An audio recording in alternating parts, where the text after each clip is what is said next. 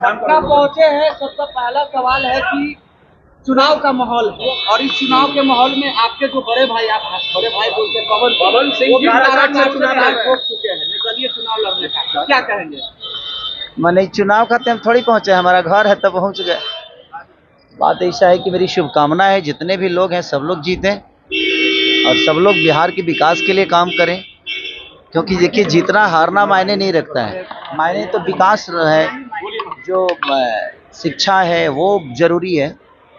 नेता बन जाने से अगर चीज़ें बड़ी हो रही है तो हम तो आज जब से उम्र है तब से कई सारे नेताओं को बनते हुए देखें, बट बिहार को बदलते हुए नहीं देखे। तो मेरी शुभकामना अपने भाई के साथ कि वो जल्दी जाकर संसद भवन में हमारे लिए, हमारे भाषा के लिए, सिनेमा के लिए, शिक्षा के लिए, लोगों के रोजगार के लिए आवाज़ उठाएं और हमारी जहां भी मदद होगी उनके लिए हम हमेशा खड़ा हैं।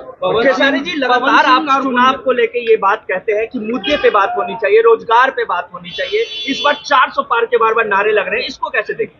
वो राजनीति विषय है, वो 400 पार होगा कि 800 पार होगा वो नेताओं का विषय है। मेरा विषय है बिहार का विकास का। मैं कि अगर हम सभी मिलकर बात नहीं करेंगे तो मुझे नहीं लगता कि बिहार के विकास के लिए कोई दूसरा बात करना है, क्योंकि मजबूर हम ही हैं, परेशान हम हैं, कोई नेता नहीं। नेता के बच्चे तो अच्छे से पढ़ ही लेते हैं, नेता के बच्चे तो अच्छे एसी में रहते ही हैं, नेता के बच्चों के पास पैसे की भी कमी नहीं है, उनका हेल्थ का भी इशू नहीं है। रीजन है कि उनके पास पैसे हैं तो उनके हेल्थ को कोई प्रॉब्लम है नहीं।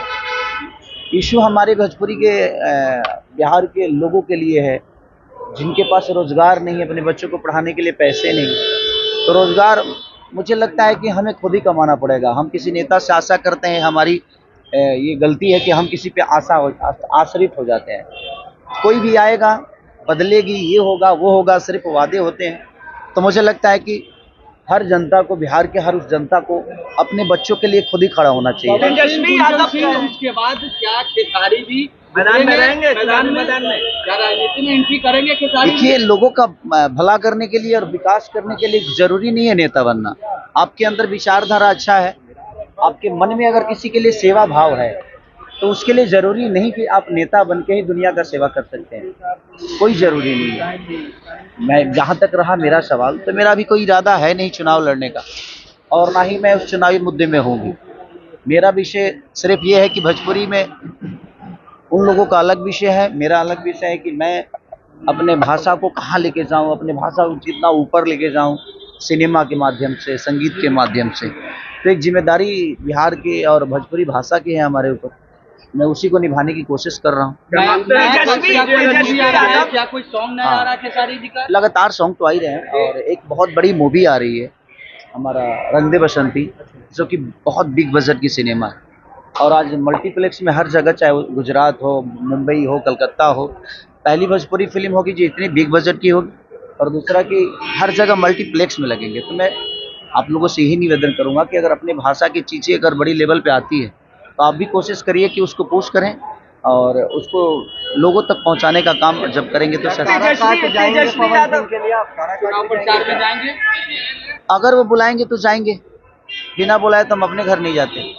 तेजस्वी यादव लगातार ये कहते हैं कि हम भी युवा हैं, खेसारी लाल यादव भी युवा हैं, तो क्या तेजस्वी यादव को सपोर्ट कीजिएगा इस चुनाव में? देखिए, जिसका विचारधारा अच्छा होता है, मेरे लिए कोई जाति मायने नहीं रखती, कोई नेता मायने नहीं रखता, मेरा संबंध मायने रखता है। उससे ऊपर हमारे बिहार का विकास है और मेरे से भी बढ़कर हमारे बिहार की जनता है।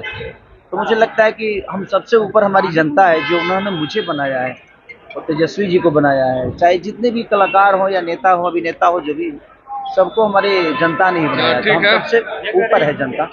तो जनता के बाद जो करेगा, जनता के विकास की बात जो करेगा, जो जनता के लिए करेगा, उसके लिए मैं हमेशा करूँगा।